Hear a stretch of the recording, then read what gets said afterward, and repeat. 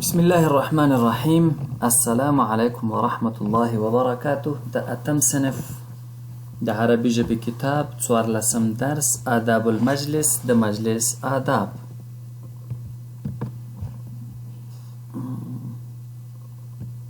راځو متن لولو سره د معنا. دعا راوغوښت خالد ابنه عبد الله خپل زوی عبد الله ليخرج معه چې ووزي معه هغه سره فی زیارت پښتو کې مهمانی ورته وایو، کتل ورته وایو، لیدل ورته وایو، بعض الاقارب د بعض خپلوانو کتو ته ورشي. قال عبد الله ورته وویل یا عبد الله وویل انا ز لم اخرج نیم وتلی معك تا سره فی زیارت په لیدنه کې قبل اليوم د نن مخکې. انا لم اخرج معك في زیارت قبل اليوم نن مخکې د خلکو په کتلو یا لیدلو دپاره چېرته تا سره نه یم تلی. قال الوالد پلار وویل ماذا تقصد هدف دې څه دی؟ ماذا څه تقصد مطلب دې څه دی؟ قال عبد الله وویل ما آداب الزیارت د لیدلو او کتلو آداب څه دي؟ مثلا یو چا که راځي څوک ګورې نو کوم آداب باید په نظر کې ونیسم؟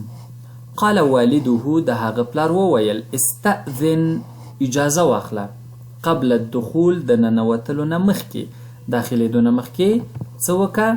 اجازه واخله. اذا خرج صاحب الدار اذا خرج کله چې راووته صاحب الدار د کور خاوند د کور مالک فسلم علیه سلام پرې وکړه، سلام ورته وکړه. و اذا دعاك او کله چې بلنه درکړه للدخول ننوتلو لپاره فادخل نو ننوزه نو داخل شه. قال عبد الله ویل ماذا افعل څه افعل کوم حين اجلس کله چې کینم فی الجلسه په مجلس کې. ماذا افعل حين اجلس فی الجلسه کله چې په مجلس کې کینم څه به کوم؟ قال الوالد پلار وویل استمع الى حدیثهم استمع غوږ شه غوږ ونیسه الى حدیثهم د هغوی خبرو ته ولا تقاطع او مه پرې کوه مه غوڅوه من یتحدث څوک چې خبرې کوي ولا تطل الحديث ولا تطل او مه اوږدوه الحديث خبري ولا تلتفت يمينا وشمالا او خی او چپ طرف ته مه ګوره، مخ اړه وراړه مه، یعنی اخوا دې خوا مه ګوره. ولا تعبث بشعرك وانفك او ویښتانو او پوزو باندې لوبې مه کوه، یعنی ګوتې پکې مه وهه.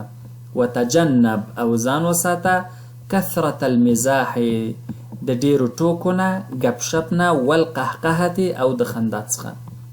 معانی الکلمات د کلماتو معنا د الفاظو معنا. تلتفت تنظر اخوا دې خوا چې ګوري. تجنب ابتعد یعنی ځان وساته، ابتعد لرې اوسه. القهقهه الضحك بالقوة په لوړ غږ سره خندا. المزاح کلام مضحک خندونکې خبرې. المزاح ګپ شپ ته وایي. الدار البیت یعنی کور. لا تقاطع اترکه لیواصل مطلب پرېږده چې دوام ورکړي، او لا تقاطع خپله معنا چې ده مه غوڅوه مه پرې کوه. تعبث تلعب لوبې کوي. التدريبات التدريب الأول أجب عن الأسئلة د لاندې سوالونو جواب راوړئ. إلى أين خرج عبد الله چیرته ووته چیرته لاړ؟ دا به نو پاس تاسې په هغه کې وګورئ سره څه ورته وایي. پاس متن کې به ولولئ او بیا به د هغې په اساس جواب ورکئ. ما تحیت الاسلام د اسلام کې روغبړ څنګه دی؟ تحیت څنګه ده؟ لکه پښتو کې ورته جوړ په خیر ستړی مشي، یا په عربي کې وایو موږ اهلا وسهلا، خو تحیت الاسلام څه دی؟ السلام علیکم ورحمة الله وبرکاته. اذکر ولوله ذکر کړه ثلاثة درې من آداب المجلس د مجلس د آدابو څخه. اذکر ثلاثة من آداب المجلس درې د مجلس آداب ذکر کړه.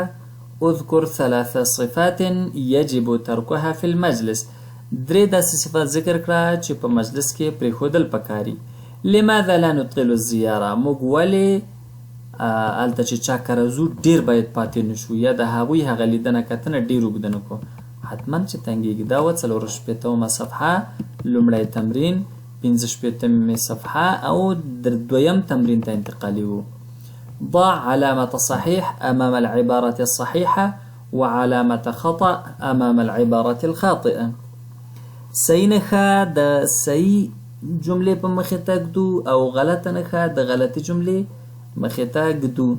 يجب أن نستأذن للدخول عند الزيارة. يجب لازمه ده أن نستأذن چې اجازه واخلو للدخول ننوتلو لپاره عند الزيارة د لیدلو کتلو لپاره.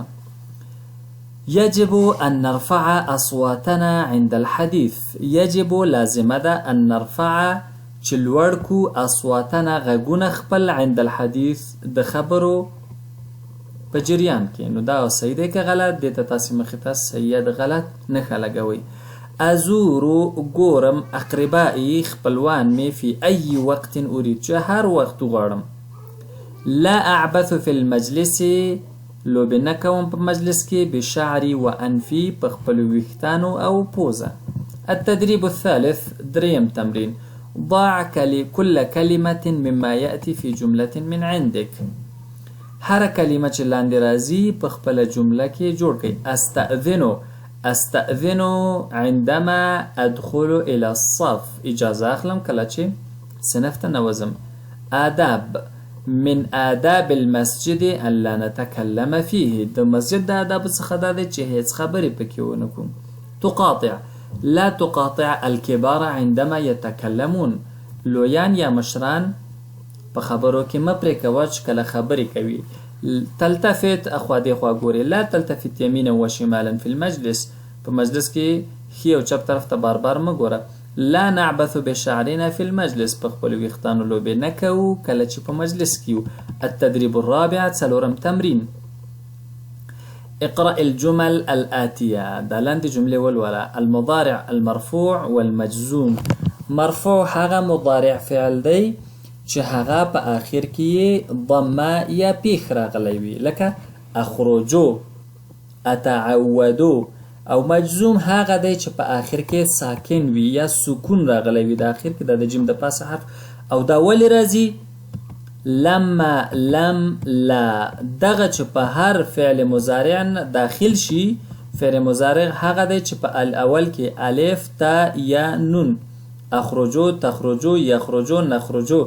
دغه په اول کې دغه حرفونه راشي نو هغه مضارع فعل وي. او دغه حرفونه چې پرې داخل شي نو بیا د مرفوع په ځای مجزوم شي یعنی اخره کې سکون شي. اخرج معك لما اخرج معك. کله چې تا سره ووځم. اتعود الجلسة مع الناس. خلکو سره ناسته باندې اموخته کېږم. لم اتعود عادي نه یم اموخته نه یم الجلسة مع الناس خلکو سره په ناسته. تجلس حيث تجد المكان. هغه ځای کې کینې چېرته چې ځای پیدا کوي. لا تجلس مکینه حيث تجد المكان چېرته چې ځای پیدا کوي. التدريب الخامس پنځم تمرین. مخکې موږ وویل دغه حروف چې په فعل مضارع باندې داخل شي دا ادات الجزم دي نو مجزوم کوي. راځو دغه د جزم ادات چې دي لم، لما، لا، النهي په مناسبو ځایونو کې ډکو. لم نه، لما کله چې، لا النهي چې دی لا لکه وایي چې مه کوه ما. محمد لم يخرج الى السوق. محمد بازار ته نه دی وتلی. شغلني العمل ولم اذهب الى المكتب. لا نړمه دفتر ته. هو يقول لا تحضر الجلسه. هغه وایي چې جلسې ته یا ناستې ته مه حاضرېږه. 88 نمبر صفحه ختمه شوه. 89 صفحې ته داخلېږو. التدريب السادس شپږم تمرین. اکمل على غرار المثال. لکه څنګه چې مثال دی اول يدخلو دغسې به دا نورم ډک دا اسانه دی. بس لم، لا صرف د اخر کې چې ضمه یا پیښ دی دا په سکون بدلیږي. يدخلو، لم يدخل نه دی داخل شوی. لا تدخل مداخلېږه. لما تدخل کله چې داخل شي. يلعبو لوبې کوي. لم يلعب لوبې نه دي کړي. لا تلعب لوبې مه کوه.